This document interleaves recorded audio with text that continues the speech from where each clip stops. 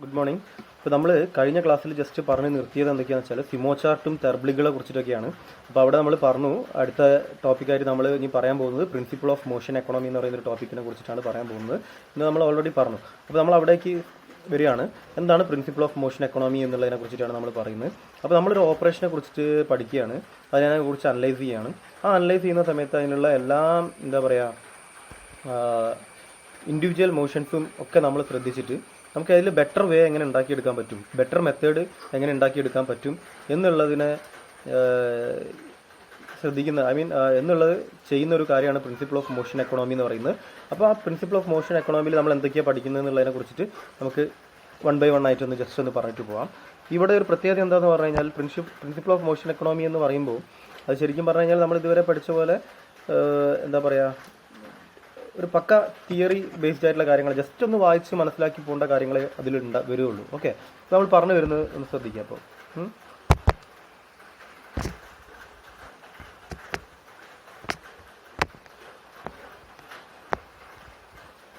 Okay, അപ്പം ഒന്നാമത്തെ ഒരു പോയിന്റ് ആയിട്ട് പറഞ്ഞിരിക്കുന്നത് analysis of N operation when carried out individual motions of A worker is known as motion analysis.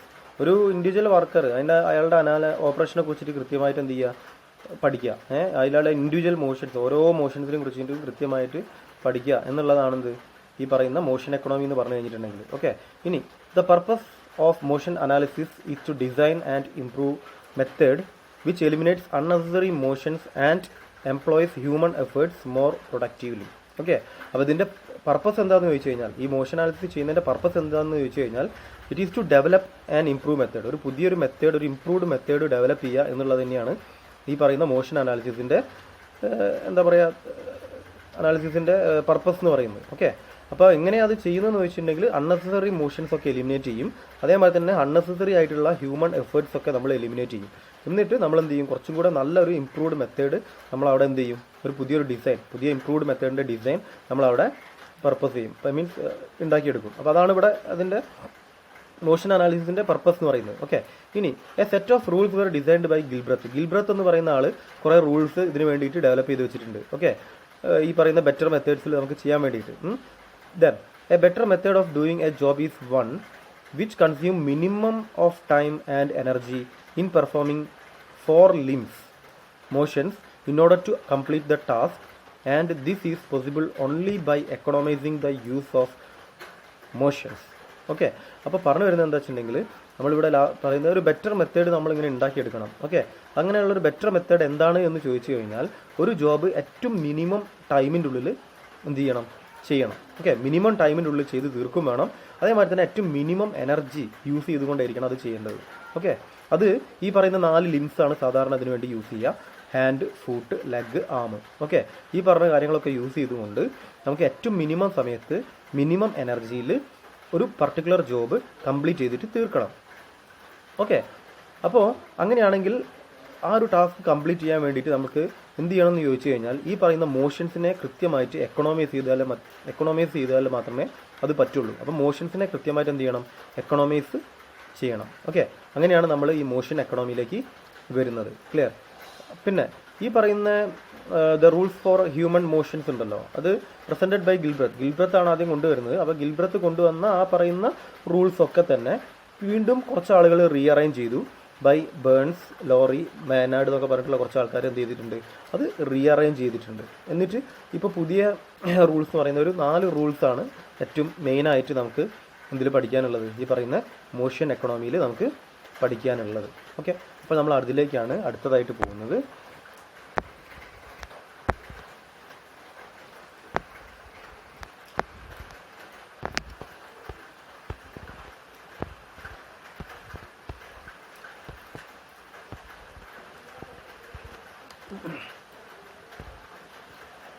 ഈ കാണുന്നതാണ് ആ 4 റൂൾസ്. അതായത് these rules R grouped under following headings അല്ലേ.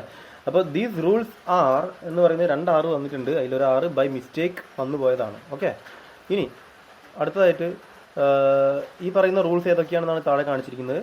ഒന്ന്, rules concerning human body. Okay, human ബോഡീനെ കുറിച്ചിട്ടുള്ള rules. അടുത്ത rules concerning work place ലേഔട്ടിനെ കുറിച്ച് നമ്മൾ മുന്നേ പഠിച്ചിട്ടുണ്ട്. അതായത് product layout, process layout, combination layout. അപ്പോൾ അങ്ങനെയൊക്കെ പറഞ്ഞിട്ട് നമ്മളൊരു വർക്ക് പ്ലേസിൻ്റെ ലേഔട്ടുകൾ എന്തൊക്കെയാണെന്നൊക്കെ മുന്നേ പഠിച്ചിട്ടുണ്ട്. അപ്പോൾ ആ പറയുന്ന ലേഔട്ട്സിനെ കൺസേൺ ചെയ്യുന്ന റൂള്, മെറ്റീരിയൽ ഹാൻഡ്ലിങ്ങിനെ കൺസിഡർ ചെയ്യുന്ന റൂൾ. മെറ്റീരിയൽ ഹാൻഡ്ലിംഗ് എന്താണ്? ഒരു മെറ്റീരിയൽ വേറെ സ്ഥലത്തേക്ക് കൊണ്ടുവെക്കാൻ വേണ്ടി നമ്മൾ ചിലപ്പോൾ ട്രക്ക് യൂസ് ചെയ്യും, ട്രോളി യൂസ് ചെയ്യും, ക്രെയിൻസ് യൂസ് ചെയ്യും. അങ്ങനെയുള്ള പലതരത്തിലുള്ള മെറ്റീരിയൽ ഹാൻഡ്ലിംഗ് എക്യുപ്മെൻറ്റ്സ് ഉണ്ട്. അപ്പോൾ ആ പറഞ്ഞ മെറ്റീരിയൽ ഹാൻഡ്ലിംഗ് അതാണ് അവയെക്കുറിച്ചിട്ടുള്ള റൂൾസ്. അതാണ് rules concerning work place layout and material handling.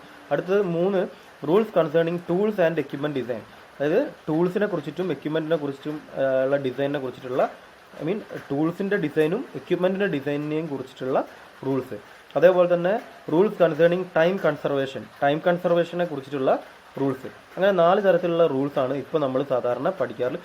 ഇതിലിപ്പം 4 എണ്ണത്തിൽ ഞാൻ കൃത്യമായിട്ട് പറഞ്ഞു കഴിഞ്ഞാൽ ഇത് ഞാൻ അധികം എക്സ്പ്ലെയിൻ ചെയ്യേണ്ട ആവശ്യം വരുന്നില്ല. കാരണം ഇത് ജസ്റ്റ് ഇങ്ങനെ വായിച്ചു പോയാൽ മതി, നിങ്ങൾക്ക് അത് മനസ്സിലാവും. അത്രയേ ഉള്ളൂ അതിൽ പറയാൻ വേണ്ടിയിട്ട്. ഓക്കെ, ഒരു 5-6 ചിലപ്പോൾ ഒരു 7-8 പോയിന്റ്സ് ആയിട്ട് ഇങ്ങനെ ഓരോന്നും പറഞ്ഞിട്ടുണ്ടാവും. ഒന്നിൻ്റെ ഉള്ളിൽ തന്നെ ഇനി 8 എണ്ണം, 2ൻ്റെ ഉള്ളിൽ ഒരു 6 എണ്ണം, അങ്ങനെയൊക്കെ പറഞ്ഞിട്ട് എല്ലാത്തിൻ്റെ ഉള്ളിലും ഒരു 5-6 എണ്ണം വെച്ചിട്ട് ഇങ്ങനെ പറഞ്ഞു പോയിട്ടുണ്ടാവും. അപ്പോൾ അത് ജസ്റ്റ് ഇങ്ങനെ വായിച്ചു തരേണ്ട ആവശ്യമുള്ളൂ. അത് നിങ്ങൾ മനസ്സിലാക്കുക. ഞാൻ അതിനെക്കുറിച്ച് കൂടുതൽ ഡിസ്ക്രിപ്ഷനിലേക്ക് ഒന്നും ഇനിയിപ്പോൾ പോകുന്നില്ല മീൻസ് അതിലൊന്നും പറയാനില്ല. വളരെ വായിച്ചാൽ മനസ്സിലാക്കേണ്ട കാര്യങ്ങളേ ഉള്ളൂ. അപ്പം അതിലേക്കാണ് നമ്മളിപ്പോൾ പോകുന്നത്. അപ്പോൾ അതുകൊണ്ട് തന്നെ ഞാൻ അടുത്തതൊരു സ്ലൈഡാക്കി മാറ്റിയിട്ടില്ല. നിങ്ങളെ ടെക്സ്റ്റ് ബുക്കിൻ്റെ തന്നെ ഒരു കോപ്പി ഞാനിവിടെ യൂസ് ചെയ്യുന്നത് മാത്രമേ ഉള്ളൂ. ടെക്സ്റ്റ് ബുക്കിൻ്റെ ഒരു കോപ്പി എന്ത് ചെയ്യാണ്, ഫോട്ടോ എടുത്തിട്ട് ഞാൻ ജസ്റ്റ് ഇവിടെ അത് യൂസ് ചെയ്യുന്നത് മാത്രമേ ഉള്ളൂ. ഓക്കെ, അല്ലാതെ ഞാനൊരു സ്ലൈഡാക്കി ഇതിനെ മാറ്റിയിട്ടില്ല. സ്ലൈഡാക്കി വരാനുള്ള എന്താ പറയുക, വെറുതെ എഫേർട്ട് എടുക്കണ്ടല്ലോ എന്ന് വിചാരിച്ചിട്ടാണ്. നമ്മളിപ്പോൾ ഓൾറെഡി പറഞ്ഞല്ലോ, എന്താ പറയുക, മിനിമം ടൈമിൽ മിനിമം എനർജി യൂസ് ചെയ്തിട്ടായിരിക്കണം കാര്യങ്ങൾ ചെയ്യേണ്ടതെന്നുള്ളത്. അതേ എഫേർട്ട് തന്നെയാണ് ഇവിടെയും വരുന്നത്. അതായത് ഇപ്പോൾ ഞാൻ നിങ്ങളെ പഠിപ്പിക്കുകയാണ്, ഞാനൊരു ഇൻഡസ്ട്രിയൽ എഞ്ചിനീയറിംഗ് വെച്ച് നോക്കുകയാണെങ്കിൽ നിങ്ങളെ പഠിപ്പിച്ചുകൊണ്ടിരിക്കുകയാണ്. അപ്പം എനിക്ക് ഏറ്റവും മിനിമം ടൈമിൽ മിനിമം എനർജി യൂസ് ചെയ്തുകൊണ്ട് എനിക്ക് ചെയ്യാൻ വേണ്ടിയിട്ടാണ് ഞാനിപ്പോൾ ഇതിങ്ങനെ ചെയ്തത്. ഓക്കെ, അപ്പോൾ പറഞ്ഞു വരുന്നത് എന്താ വെച്ചിട്ടുണ്ടെങ്കിൽ ഇത്രയും ആലോചിക്കുക. ആ പറയുന്ന റൂൾസിലേക്ക് വരികയാണ്. 4 തരത്തിലുള്ള റൂൾസാണ്.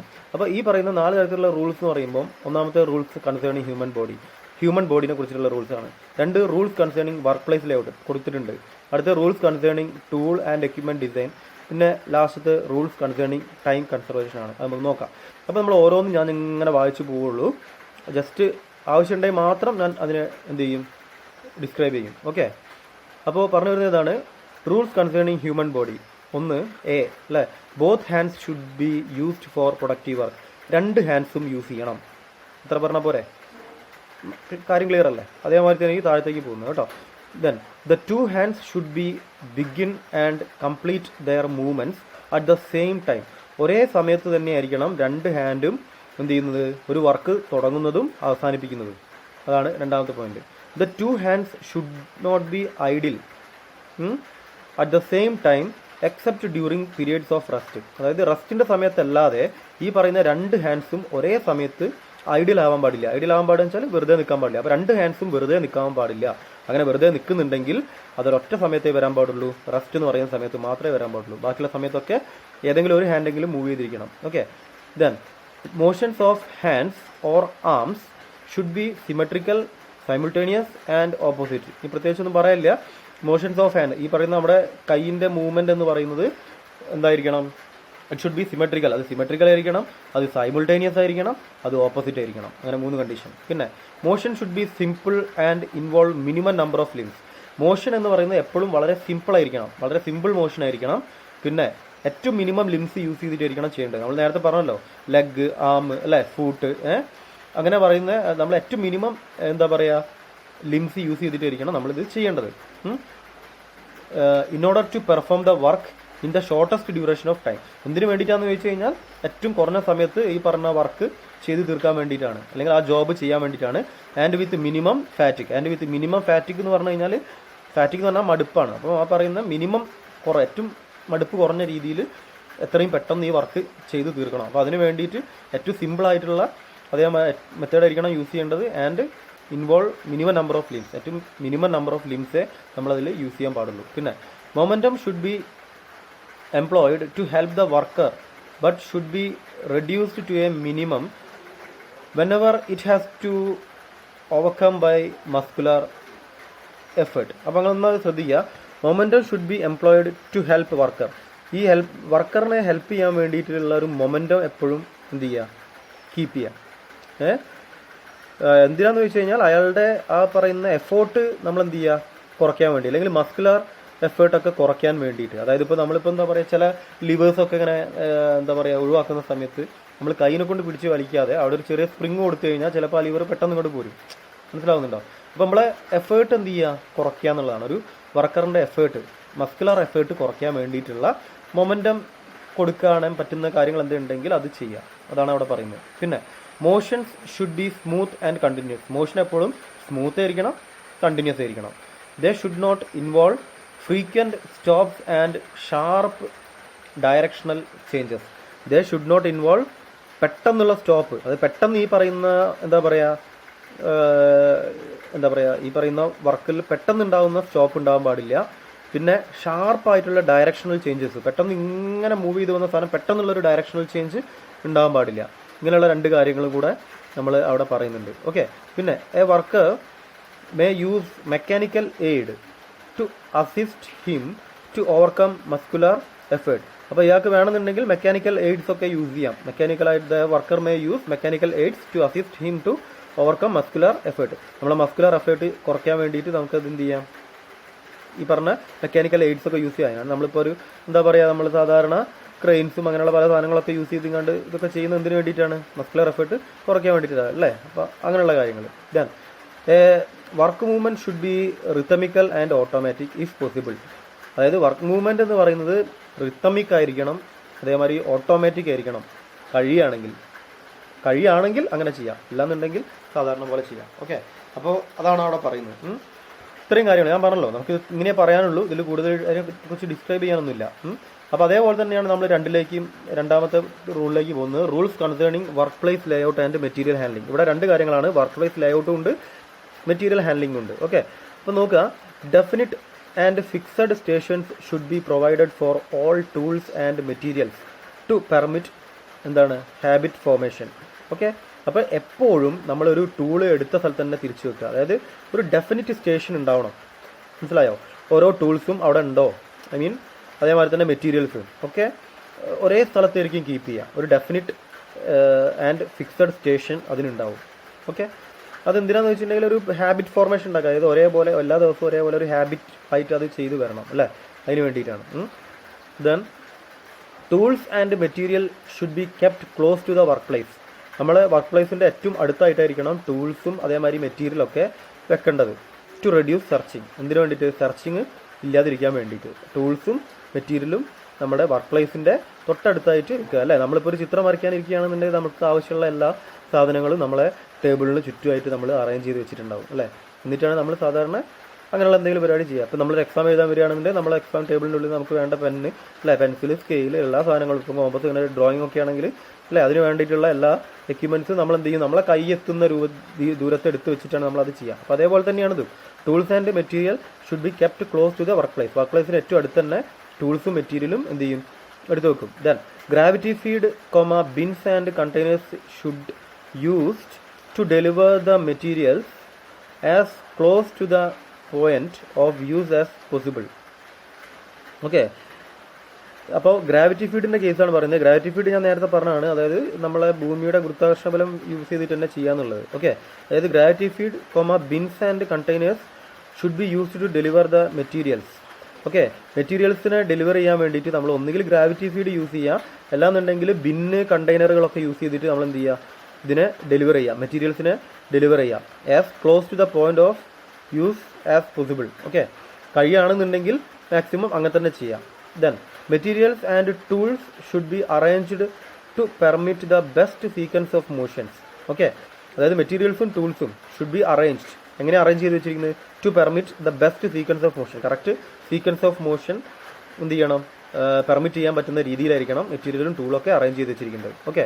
അടുത്ത് all heavy parts should be lifted by mechanical devices. Heavy parts എന്തെങ്കിലുമൊക്കെ ഉണ്ടെങ്കിൽ അതൊക്കെ നമ്മളുടെ മെക്കാനിക്കൽ ഡിവൈസസ് വെച്ചിട്ടായിരിക്കും നമ്മൾ എന്ത് ചെയ്യുക, ഹാൻഡിൽ ചെയ്യുക. ഓക്കെ. അതായത് ക്രെയിനൊക്കെ പോലെയുള്ള സാധനങ്ങൾ.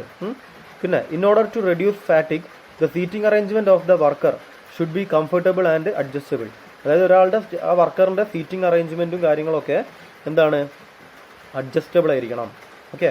അല്ലെങ്കിൽ അയാൾക്ക് നല്ല കംഫർട്ട് കൊടുക്കുന്ന രീതിയിലായിരിക്കണം, അയാൾക്ക് ഫാറ്റിഗ് ഇല്ലാണ്ടിരിക്കുക, അയാൾക്ക് മടുപ്പില്ലാതിരിക്കാൻ വേണ്ടിയിട്ട്. ഓക്കെ. ദെൻ അടുത്തെന്താ പറയുന്നത്, good illumination is necessary for proper seeing. Okay.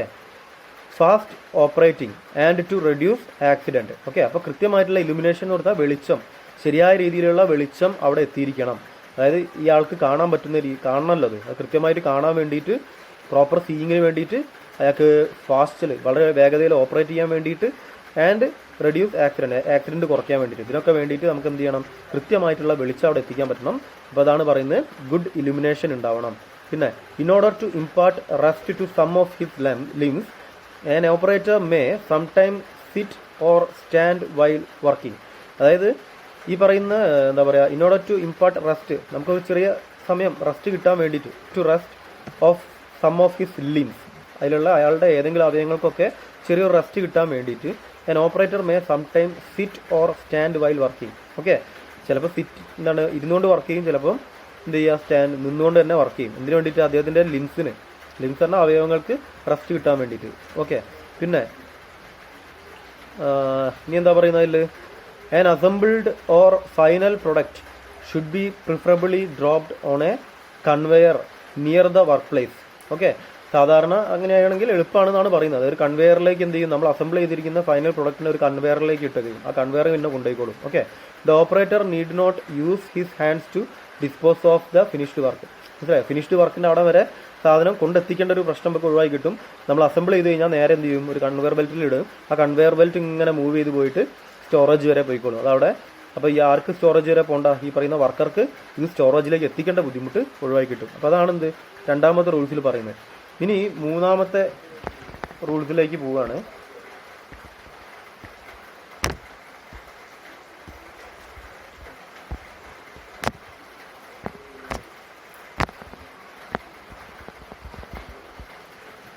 Okay. ഇനി നമുക്ക് മൂന്നാമത്തെ ഒരു കേസിലേക്ക് പോവാം. Rules concerning tools and equipment design. അപ്പോൾ ഇവിടെ ശ്രദ്ധിക്കേണ്ട ഒരു കാര്യം, നമ്മുടെ ടൂൾസും അതേമാതിരി തന്നെ എക്യുപ്മെൻറ്റും, ഈ രണ്ട് കാര്യങ്ങളുടെയും ഡിസൈൻ, ആ ഡിസൈനിൽ എന്തെല്ലാം റൂൾസാണ് നിങ്ങൾ ശ്രദ്ധിക്കേണ്ടതെന്നുള്ളതാണ്.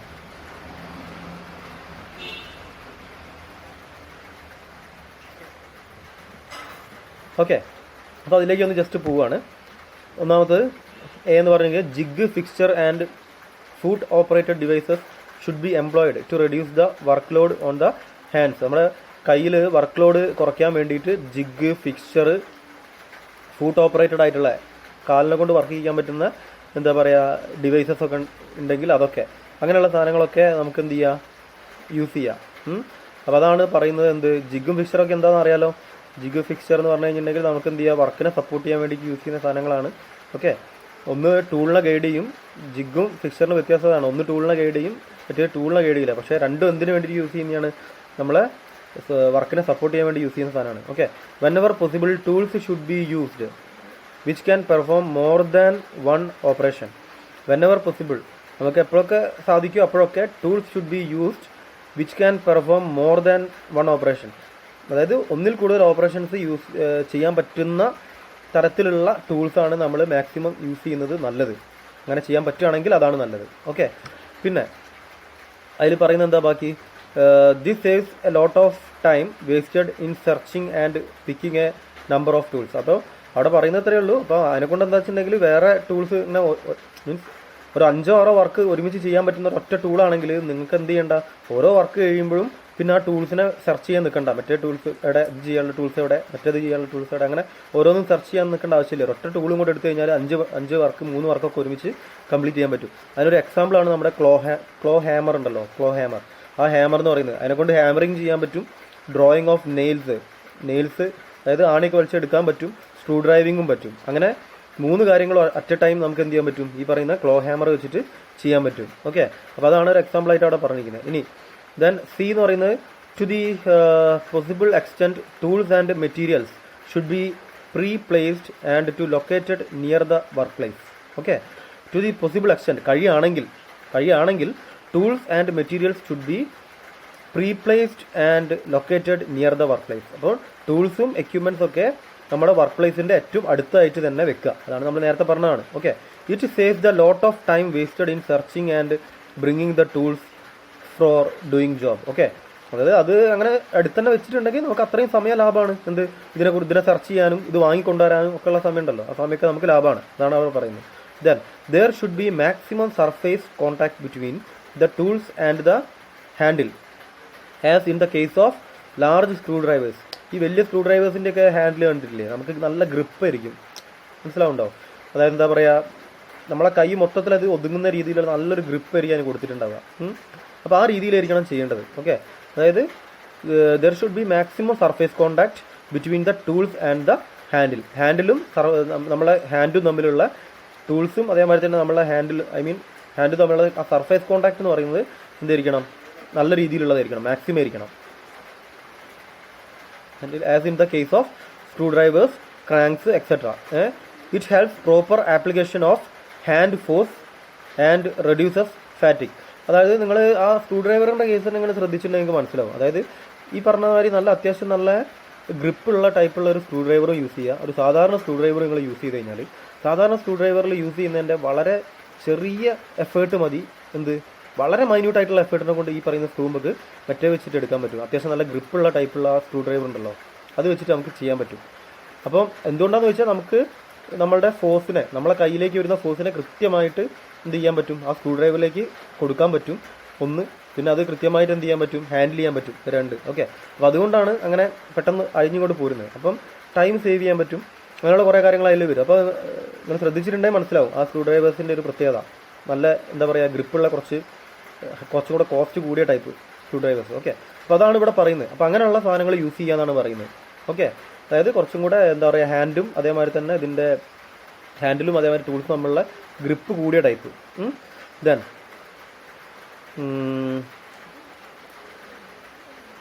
Then last point, where the work is carried out by fingers as in typewriting, the load distribution onto each finger should be as per the normal capacity of the finger. അതായത് ചില സ്ഥലത്ത് നമ്മളെ വിരലുകൾ use ചെയ്തുകൊണ്ട് നമുക്ക് എന്ത് ചെയ്യേണ്ടി വരും, ജോലി ചെയ്യേണ്ടി വരും. ഓക്കെ, ഇപ്പോൾ ഒരു ടൈപ്പ് റൈറ്റിങ്ങിൽ നമ്മൾ ടൈപ്പ് ചെയ്യുന്നത് പോലെ അങ്ങനെയാണെന്നുണ്ടെങ്കിൽ നമ്മളുടെ ഓരോ വിരലിൻ്റെയും കപ്പാസിറ്റി എത്രയാണോ അതിനനുസരിച്ചിട്ടുള്ള വർക്കേ നമ്മൾ അവിടെ ലോഡ് ചെയ്യാൻ പാടുള്ളൂ. കാരണം ഇപ്പോൾ നമ്മളിപ്പോൾ ഒരു ടൈപ്പ് റൈറ്റിങ്ങിൽ നമ്മൾ യൂസ് ചെയ്യുകയാണെന്നുണ്ടെങ്കിൽ നിങ്ങൾക്ക് അറിയാം, ചെറുവിരലുകൊണ്ട് ചെറിയ ഫോഴ്സേ കൊടുക്കാൻ പറ്റുള്ളൂ. നമ്മൾ എ എന്ന് പറയുന്ന ലെറ്റർ ആയിരിക്കും ഏറ്റവും എൻഡിൽ കൊടുത്തിട്ടുണ്ടാവുക, അത് എ പ്രസ് ചെയ്യാൻ എളുപ്പമാണ്. ഓക്കെ, അതേമാതിരി തന്നെ ആണ് അതിൽ എന്താ പറയുക, നമ്മളെ എന്താ പറയുക, ഈ ലെറ്റേഴ്സൊക്കെ പ്ലേസ് ചെയ്തിട്ടുണ്ടാവുക ആ രീതിയിലാണ്. നമ്മളെ വിരലിന് എന്ത് ചെയ്യാൻ പറ്റുക, കൊടുക്കാൻ പറ്റുന്ന ഫോഴ്സ്, ആ ഫോഴ്സിൻ്റെ ഡിസ്ട്രിബ്യൂഷൻ അനുസരിച്ചിട്ടാണ് അതിൽ കൊടുത്തിട്ടുണ്ടാവുക. അപ്പോൾ അതിനനുസരിച്ചിട്ടായിരിക്കണം എന്നാണ് പറയുന്നത്. അതായത് എന്താ പറയുക, വിരലുകളുടെ നോർമൽ കപ്പാസിറ്റി എന്താണോ അതിനനുസരിച്ചിട്ടായിരിക്കണം അവിടെ ഇത് കൊടുക്കേണ്ടത്, അത്രയേ ഉള്ളൂ. Okay, then rules concerning the conservation, time conservation. Okay, time കൺസർവേഷനെ കുറിച്ച് പറയുകയാണെങ്കിൽ, even temporary ceasing of work by a man or machine should not be encouraged. അതായത് ഒരു കാരണവശാലും ഒരു വർക്ക് സീസ് ചെയ്ത് നിന്നു പോകാൻ സമ്മതിക്കരുത്. ഒരു മാൻ്റെ ഒരു വർക്ക് ബൈ എ മാൻ, ഒരു മാൻ ആവോ അല്ലെങ്കിൽ ഒരു മെഷീൻ കാരണമോ ഒരു വർക്കും എന്ത് ചെയ്തരുത്, നിന്നു പോകുന്ന ഒരു സിറ്റുവേഷൻ ഉണ്ടാവാൻ പാടില്ല. അതാണ് ടൈം കൺസർവേഷൻ ഒന്നാമത്തെ കാര്യം. Machine should not run idle. Okay, അപ്പം മെഷീൻ എന്ന് പറയുന്നത് ഐഡിയലായിട്ട് നിൽക്കാൻ പാടില്ല, വെറുതെ നിൽക്കാൻ പാടില്ല എന്നർത്ഥം. വെറുതെ മെഷീൻ ഇങ്ങനെ ഓടിക്കൊണ്ടിരിക്കാൻ പാടില്ല. ഇനി 2 or more operation should be carried out on A job simultaneously. അതായത് ഒരു ഇതിൽ തന്നെ 2 or 3 എന്ത് ചെയ്യുക, അല്ലെങ്കിൽ 2 or അതിൽ കൂടുതലോ ഓപ്പറേഷൻസ് എന്ത് ചെയ്യുക, ക്യാരി ഔട്ട് ചെയ്യുക ഒരേ സമയത്ത്. ഓക്കെ, അങ്ങനെ ചെയ്യാൻ പറ്റുകയാണെങ്കിൽ അതാണ് ഏറ്റവും നല്ലത്. ഫോർ എക്സാമ്പിൾ അവിടെ കൊടുത്തിട്ടുണ്ട്, A drill and A turning tool may simultaneously operate on A part being manufactured on A turret lathe. അതായത് ടററ്റ് ലേത്ത് എന്താണെന്നൊക്കെയുള്ളത് നിങ്ങൾ അടുത്ത സെമസ്റ്ററിൽ നിങ്ങൾ പഠിക്കും. അത് ടററ്റ് ലേത്ത് എന്ന് പറഞ്ഞു കഴിഞ്ഞിട്ടുണ്ടെങ്കിൽ നമുക്ക് എന്താ പറയുക, 6 ഡിഫറെൻറ്റ് ടൂൾസ് ഒരേ സമയത്ത് നമുക്ക് എന്ത് ചെയ്യാൻ പറ്റും, ലൊക്കേറ്റ് ഹാൻഡിൽ ചെയ്യാൻ പറ്റുന്ന തരത്തിലുള്ളൊരു ലെയ്ത്താണ്. മാത്രമല്ല സാധാരണ നമ്മൾ ടൂൾ പോസ്റ്റും അതിലുണ്ടാവും, ലെയ്ത്തിൻ്റെ ടൂൾ പോസ്റ്റും ഉണ്ടാവും. അപ്പോൾ അതിൽ പറയുന്നതാണ് ഒരേ സമയത്ത് തന്നെ ഡ്രില്ലിങ്ങും ടേണിങ്ങും ചെയ്യാൻ പറ്റും ടററ്റ് ലേത്തിൽ. ഓക്കെ, അപ്പോൾ അതാണ് അതിൻ്റെ ഒരു പ്രത്യേകത. അപ്പോൾ അതാണ് ഇവിടെ പറഞ്ഞിരിക്കുന്നത്. അപ്പോൾ ഒരേ സമയത്ത് 2 or അതിൽ കൂടുതൽ ഓപ്പറേഷൻസ് ചെയ്യാൻ പറ്റുകയാണെങ്കിൽ ഏറ്റവും നല്ലത്. പിന്നെ number of motions involved in completing A job should be minimised. Okay, number of motions involved in completing A job, അതായത് ഒരു ജോബ് കംപ്ലീറ്റ് ചെയ്യാൻ വേണ്ടിയിട്ടുള്ള നമ്പർ ഓഫ് മോഷൻസ് എന്ന് പറയുന്നത് എപ്പോഴും എന്തായിരിക്കണം, മിനിമൈസ് ചെയ്ത് വെച്ചിരിക്കണം. ഓക്കെ. നമ്പർ ഓഫ് മോഷൻസ് എപ്പോഴും മിനിമൈസ് ചെയ്യുകയാണെങ്കിൽ ഏറ്റവും നല്ലത് അത് തന്നെയാണ്. ഓക്കെ. അപ്പോൾ അതാണ് ഇവിടെ പറഞ്ഞിരിക്കുന്നത്. അപ്പോൾ ഇതിൽ നിങ്ങളതിൽ നിന്ന് ആ പോയിന്റ്സ് ഒക്കെ ഒന്ന് എന്ത് ചെയ്യുക, വായിച്ചു നോക്കുക, ഓർത്ത് വെക്കുക. ഇങ്ങനെ പറഞ്ഞു പോകാനേ അതിൽ പറ്റുള്ളൂ. എനിക്കറിയാം എന്താണ് ജസ്റ്റ് ഇങ്ങനെ വായിച്ചു പോയതാണെന്നുള്ളത് എനിക്ക് അറിയാം. കാരണം അതിൽ കൂടുതലൊന്നും എനിക്ക് എക്സ്പ്ലെയിൻ ചെയ്യാനില്ല. അതുകൊണ്ടാണ് ഞാനത് അങ്ങനെ ജസ്റ്റ് ഒന്ന് പറഞ്ഞു പോയത്. പിന്നെ എന്താണ്, അപ്പോൾ ഇത്രയും ആയാൽ നമ്മൾ ശരിക്കും പറഞ്ഞാൽ ഒരു സെഷൻ നമുക്ക് കഴിഞ്ഞു എന്ന് പറയാം. ഒരു സെഷൻ മീൻസ്